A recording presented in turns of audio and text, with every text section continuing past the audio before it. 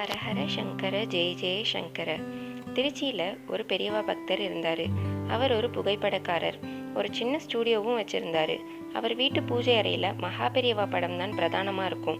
அவர் தினமும் காலையில் ஒரு டம்ளரில் வெதுவெதுப்பான பாலை பெரியவா கிட்ட வச்சு கும்பிட்டு தான் அன்னைக்கான வேலைகளை ஆரம்பிப்பார்.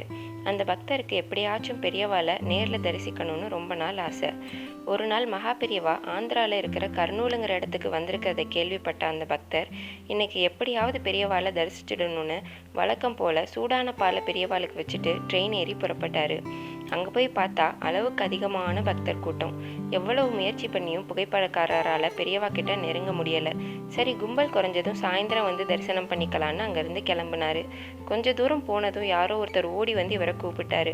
நீங்கள் தானே திருச்சியிலேருந்து வந்திருக்கீங்க, உங்களை பெரியவா கூட்டிகிட்டு வர சொன்னார்னு சொன்னார் அந்த சீடர்.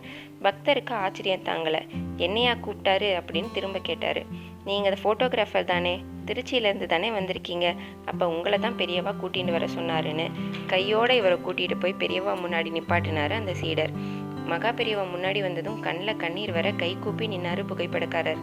அவர் ஒரு தடவை ஏற இறங்க பார்த்த அந்த மகான், என்னை பார்க்கணுன்னு இவ்வளோ தூரம் கிளம்பி வந்துட்டு பார்க்காமலே போனால் என்னப்பா அர்த்தம்னு கேட்டார். கும்பல் நிறைய இருந்தது பெரியவா, அதான் கொஞ்சம் குறைஞ்சப்புறம் வரலாம்னு நினச்சேன் அப்படின்னு தடுமாற்றத்தோடு சொன்னார் அந்த பக்தர். சரி, சாப்பிட்டியோன்னு கேட்டார் பெரியவா. சாப்பிட்டேன்னு சொன்னார் பக்தர். சில வினாடிகள் கழிச்சு பெரியவா, என் வாயை பாத்தியா அப்படின்னு நாக்கை வெளியே நீட்டி காமிச்சு கேட்டார். சூடுபட்ட மாதிரி நாக்கெல்லாம் சிவந்து போயிருந்துச்சு பெரியவாளுக்கு. உதடெல்லாம் கூட புண்ணாயிடுச்சு. ஏன்னு தெரியுமோன்னு கேட்டார் பெரியவா. பக்தருக்கு ஒன்றும் புரியலை. ரயிலுக்கு நேரமாச்சுன்னு நீ பாலை சூடாக வச்சுட்டு அப்படியே கிளம்பி வந்துட்டல, அதான்னார் பெரியவா. பக்தர் பதறி போய் என்னை மன்னிச்சிடுங்க பெரியவான்னு சாஷ்டாங்கமாக மகான் காலில் விழுந்துட்டாரு. எந்த அளவுக்கு அந்த பக்தரோட பக்தி உண்மையானதாக இருந்திருந்தா அவர் தினமும் படத்து முன்னாடி வைக்கிற பாலை பெரியவாளே குடிச்சிருப்பாருன்னு பாருங்க.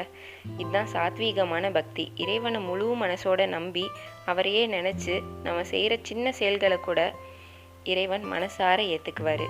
ஹர ஹர சங்கர ஜெய ஜெய சங்கர.